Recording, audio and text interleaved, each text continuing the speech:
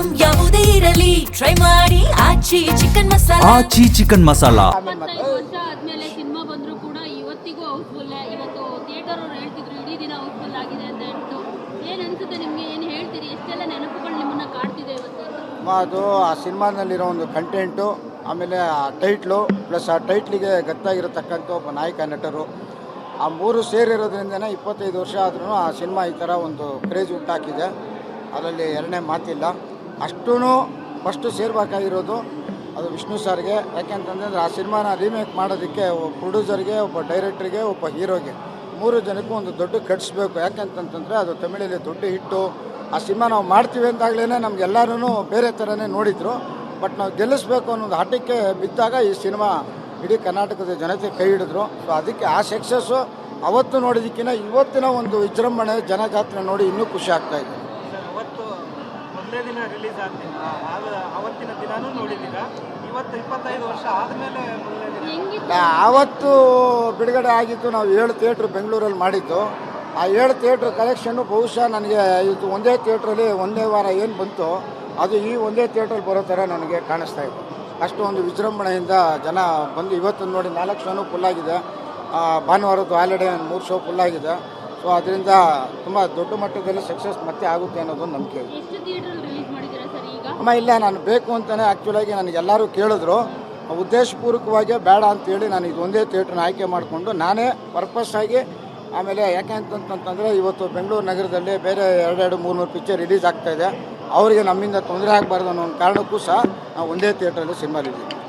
Sir, ಈಗ ಕೋಟಿಗೊಬ್ಬದು ಏನಾದರೂ ನೆನಪುಗಳನ್ನ ಅನ್ಕೊಳ್ಳೋದಾದ್ರೆ ಏನು ಹೇಳ್ತೀರಿ? ಅಂದರೆ ಅವಾಗ ಹೇಗಿತ್ತು ಕ್ರೇಜು, ಜೊತೆಗೆ ವಿಷ್ಣು ಸರ್ ಏನಾದರೂ ಒಂದು ಮೆಮೊರಬಲ್ ಇನ್ಸಿಡೆಂಟ್ ಹೇಳ್ಕೊಡ್ಬೋದು? ಇಲ್ಲ, ನಾನು ಇದ್ರ ಬಗ್ಗೆ ಸಿನಿಮಾ ಬಗ್ಗೆ ಎಲ್ಲ ಮೆಮೊರಬಲ್ ಎಲ್ಲ ನಾವೆಲ್ಲ ಹೇಳಿದ್ದೀವಿ. ಮತ್ತೆ ಅದನ್ನೇ ಹೇಳ್ಬೇಕಾಗುತ್ತೆ. ಬಟ್ ಒಂದು ಈಗ ಸಿನಿಮಾ ನೋಡ್ತಾ ಇರೋವಾಗ ಆ ವ್ಯಕ್ತಿನ ಕಳ್ಕೊಂಡ್ಬಿಟ್ಟು ಅನ್ನೋದೊಂದು ಭಾಳ ತುಂಬ ಫೀಲ್ ಆಯಿತು. ಅವಾಗ ಎಷ್ಟು ಕಲೆಕ್ಷನ್ ಮಾಡಿತ್ತು ಕೋಟಿಗೊಬ್ಬ? ಇವಾಗ ಬೇಡ, ಅದು 25 ವರ್ಷದ ಹಿಂದಿನ ಕಥೆ ಬೇಡ. ಅವತ್ತಿನ ಬಂಡವಾಳಕ್ಕೆ ಅದು 4ರಷ್ಟು ಜಾಸ್ತಿ ಸಂಪಾದನೆ ಮಾಡಿದ್ದು. ಅಲ್ಲ ಸರ್, ಈಗೇನು ಟ್ಯಾಕ್ಸ್ ರೈಡ್ ಮಾಡಲ್ಲ? 25 ವರ್ಷ ಆಗಿ ಹೇಳಿ. ಅಲ್ಲ, ಅದು ಪ್ರಶ್ನೆ ಬೇಡ, ಯಾವುದು ನಾವು ಬೇಡ. ಬಟ್ ಅವತ್ತಿನ ಒಂದು ಬಂಡವಾಳ ನಾವೇನು ಹಾಕಿದ್ದು ಅದಕ್ಕೆ 4ರಷ್ಟು ಜಾಸ್ತಿ ಇದು ನಮಗೆ ಲಾಭ ತಂದುಕೊಡ್ತು. ಬಟ್ ನನಗೆ ಇಷ್ಟು ದಿನ ಗೊತ್ತಿರಲಿಲ್ಲ. 25 ವರ್ಷ ನಾವು ಸುಮ್ಮನಿದ್ದು. ಬಟ್ ಅಭಿಮಾನಿಗಳು ಬಂದು ನನ್ನನ್ನು FC ಇಲ್ಲ ಮಾಡಿ ಅಂದಾಗ ನಾನು ಅವ್ರ ಬುದ್ಧಿವಾದ ಹೇಳಿ ಕಳಿಸಿದ್ದೆ. ಇಲ್ಲಪ್ಪ, ಚಾನಲಲ್ಲಿ ಬಂದಿದೆ, ಯೂಟ್ಯೂಬಲ್ಲಿದೆ, ಇದೆಲ್ಲ ಕಷ್ಟ ಆಗುತ್ತೆ ಅಂತ. ಬಟ್ ಈ ಮಟ್ಟಕ್ಕೆ ಕ್ರೇಜ್ ಉಟ್ಕೊಳ್ಳುತ್ತೆ ಅಂತ ನನಗೂ ಗೊತ್ತಿರಲಿಲ್ಲ.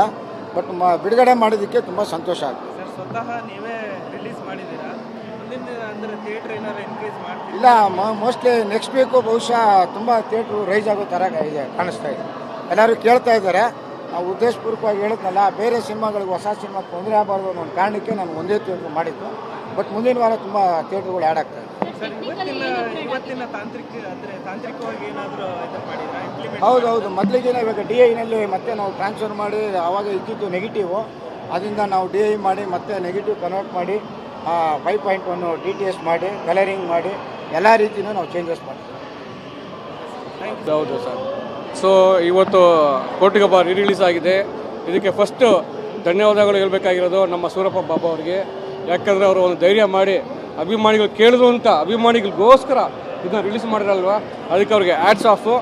ಇನ್ನೊಂದು ಏನಂದರೆ ಆ ಕೋಟಿಗೊಬ್ಬ ಟೈಟಲ್ ಏನು ಗೊತ್ತಾ, ಎಷ್ಟೋ ಜನ ಆ್ಯಕ್ಟರ್ಗಳು ಇದ್ದಾರೆ. ಬಟ್ ನಮ್ಮ ಸಾಹಸ ಸಿಂಹ ವಿಷ್ಣುವರ್ಧನ್ಗೆ ಆ ಟೈಟಲ್ ಸಿಕ್ಕಿದೆ ಅಂದರೆ ಆ ದೇವರ ಆಶೀರ್ವಾದ ಅವ್ರ ಮೇಲೆ ಇತ್ತು. ಅದಕ್ಕೆ ಆ ಟೈಟಲ್ ಅವ್ರು ಸಿಕ್ಕಿದೆ. ಅಭಿಮಾನಿಗಳು ನೋಡಿ, ಕ್ರೇಜ್ ನೋಡಿ, ಹಿಂಗೆ 4 ಶೋನು ಹೌಸ್ಫುಲ್ ಆಗಿದೆ ಅಂದರೆ ಅದೇ ಗೊತ್ತಾಗುತ್ತೆ ಎಂಥ ಕ್ರೇಜ್ ಇದೆ ಆ ಟೈಟಲ್ಗೆ. ಮತ್ತು ಕರ್ನಾಟಕದ ಸಾಹಸ ಸಿಂಹ ವಿಷ್ಣುವರ್ಧನ್ 16 ವರ್ಷ ಆದ್ರೂ ನಾವು ಬಿಟ್ಟು ಅವ್ರು ಹೋಗಿದ್ರು ಶಾರೀರವಾಗಿ. ಇನ್ನೂ ಕ್ರೇಜ್ ಅಂತೂ ಕಡಿಮೆ ಆಗಿಲ್ಲ, ಇನ್ನೂ ಜಾಸ್ತಿ ಆಗ್ತಾನೇ ಇದೆ. ಅದಕ್ಕೆ ಅಭಿಮಾನಿಗಳಿಗೆಲ್ಲ ಒಂದು ಧನ್ಯವಾದಗಳು. Hats off to Vishnu blood. Celebration ಬಗ್ಗೆ ಕೇಳಿ ಸರ್. ಭಾನುವಾರ ನೋಡಿ, ನಾವು ಈ ಭಾಗದಲ್ಲಿ ಒಂದು 100 ಅಡಿ ಕಟ್ಟೋಟ್ ಬೇಕು ಅಂತ ನಮ್ಮ ಪ್ರೊಡ್ಯೂಸರ್ಗೆ ಹೇಳಿದಾಗ ಪ್ರೊಡ್ಯೂಸರು 2ನೇ ಯೋಚನೆ ಮಾಡಿದೆ, ಆಯಿತು ನಾನು ಮಾಡಿಕೊಡ್ತೀನಿ ಅಂತ ಮಾಡಿಕೊಟ್ರು. ಅದಕ್ಕೆ ಭಾಳ ಖುಷಿ ಆಯಿತು ನಮಗೆ. ಈ ಭಾಗದಲ್ಲಿ 100 ಅಡಿ ಕಟ್ಟೌಟು ಯಾವ ಚಿತ್ರಕ್ಕೂ ಹಾಕಿಲ್ಲ, ಇದೇ ಫಸ್ಟು ಈ ಭಾಗದಲ್ಲಿ ಹಾಕಿರೋದು. ಅದಕ್ಕೆ ನೋಡಿ, ಈ ಚಿತ್ರಕ್ಕೆ ಮೊದಲು ನಾಗರಾವ್ಗೆ ನಮ್ಮ ಸ್ನೇಹಿತರು ಜಾನಕಿವರ್ಧನ್ ಜೊತೆಲ್ಲ ಸೇರಿಬಿಟ್ಟು ಒಂದು ದಾಖಲೆ ಮಾಡಿದ್ವಿ, 101 ರಿಂಗಾರ್ ಹಾಕಿದ್ವಿ. ಅದಾದಮೇಲೆ ನಮ್ಮ ಟೋಲ್ಗೇಟ್ ಸರ್ಕಲಲ್ಲಿ 105 ರಿಂಗಾರ್ ಹಾಕಿದ್ವಿ, ಅದೊಂದು ದಾಖಲೆ ಮಾಡಿದ್ವಿ. ಈಗ ಈ ಚಿತ್ರಕ್ಕೆ 157 ರಿಂಗಾರ, ಹೊಸ ದಾಖಲೆ. ಇದುವರೆಗೂ ಯಾವ ಹೀರೋಗ ಮಾಡಿಲ್ಲ. ಇದು ಮಾಡ್ತಾ ಇದ್ದೀವಿ.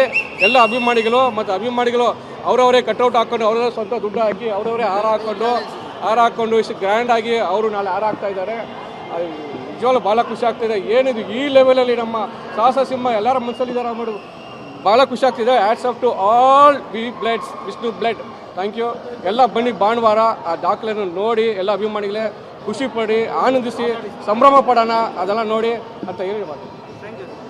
ಇವತ್ತೇನು ಕರ್ನಾಟಕದಂಥ ಪ್ರಸನ್ನ ಚಿತ್ರಮಂದಿರದ ಕಡೆ ನಮ್ಮ ಸಾಹಸ ಸಿಂಹ ಅಭಿನಯ ಭಾರ್ಗವ ವಿಷ್ಣು ಅಭಿಮಾನಿಗಳು ಇತ್ತ ನೋಡ್ತಾ ಇದ್ದಾರೆ. ಇಡೀ ಕರ್ನಾಟಕಕ್ಕೆ ಒಂದು ಮೆಸೇಜ್ ಹೋಗಿದೆ. ನಾಳೆ ಇಡೀ ಕಟೌಟ್ಗೆ ಮಾಲಾರ್ಪಣೆ ಮಾಡುವಂಥ ಎಲ್ಲ ಅಭಿಮಾನಿಗಳು, ನಮ್ಮ ಶರವಣ ಆಗ್ಬೋದು, ಜಾನಕಿ ಆಗ್ಬೋದು, ಇಡೀ ಕರ್ನಾಟಕದಲ್ಲಿ ಇರುವಂಥ ಅಭಿಮಾನಿಗಳೆಲ್ಲ ನಾಳೆ ಇಲ್ಲಿ ಲಕ್ಷಕ್ಕೂ ಜಾಸ್ತಿ ಸೇರ್ಬೋದು ಅನ್ನೋದು ಒಂದು ನಿರೀಕ್ಷೆ ಇದೆ. ಆಲ್ರೆಡಿ ಪೊಲೀಸ್ನವರು ಹೇಳ್ತಾ ಇದ್ದಾರೆ, ತುಂಬ ಜನ ಸೇರ್ತಾ ಇದ್ದಾರೆ ಅನ್ನೋದು ಒಂದು ಮೆಸೇಜ್ ಹೋಗ್ತಾ ಇದೆ. ಇವತ್ತು ವಿಷ್ಣು ಅಭಿಮಾನಿಗಳಿಗೆ ಒಂದು ಹಬ್ಬ. ಅಂದರೆ ಒಂದೊಂದು ಸೀನು ನೋಡಿ ಖುಷಿ ಪಡ್ತಾ ಇದ್ದಾರೆ, ಒಂದೊಂದು ಸೀನ್ ನೋಡಿ ಖುಷಿ ಪಡ್ತಾ ಇದ್ದಾರೆ, ಹಂಗೆ ಅಳ್ತಾ ಇದ್ದಾರೆ. ಯಾಕಂದರೆ ಇವತ್ತು ಯಾರಿಗೂ ಅಂಥ ಅಭಿಮಾನಿ ಇಲ್ಲ. ವಿಷ್ಣುವರ್ಧನ್ ಒಂದೊಂದು ಸೀನ್ನಲ್ಲೂ ಒಂದು ಅರ್ಥ ಇದೆ, ಒಂದು ಮೆಸೇಜನ್ನು ಕೊಟ್ಟೋಗಿದ್ದಾರೆ. ಆಟೋ ಡ್ರೈವರಿಂದ ಹಿಡ್ಕೊಂಡು ಈ ಪಿಕ್ಚರಲ್ಲಿ ಆಟೋ ಡ್ರೈವರ್ ಅವರು ದಿನನಿತ್ಯದ ಆಟೋ ಡ್ರೈವರು ಹೆಂಗಿರ್ತಾರೆ, ಯಾಕಂದರೆ ಗರ್ಭಿಣಿ ಹೆಂಗಸರುಗಳನ್ನ ಉಚಿತವಾಗಿ ಕೊಡಬೇಕು ಅನ್ನೋದನ್ನು ಇದರಲ್ಲಿ ತೋರಿಸಿದ್ದಾರೆ. ಅದೇ ಥರ ನಮ್ಮ ವಿಷ್ಣು ಅಭಿಮಾನಿ ಆಟೋ ಡ್ರೈವರ್ಗಳು ಅದನ್ನೇ ಪಾಲಿಸ್ತಾರೆ. ಎಲ್ಲ ಆಟೋಗಳು ಬಂದಿದೆ, ಆ ಆಟೋಗಳ ಹಿಂದೆ ಆ ಏನು ಸ್ಲೋಗನ್ ಬರೆದಿದ್ದಾರೆ ಅದನ್ನೇ ಹಾಕ್ಕೊಂಡಿದ್ದಾರೆ. ಇವತ್ತು ಸಮಾಜ ಸೇವೆ ಮುಖಾಂತರವಾಗಿ ನಮ್ಮ ಅಭಿಮಾನಿಗಳನ್ನ ಬಿಟ್ಟೋಗಿದ್ದಾರೆ ಅಂತ ಹೇಳೋಕ್ಕೆ ನಾನು ಇಷ್ಟಪಡ್ತೀನಿ.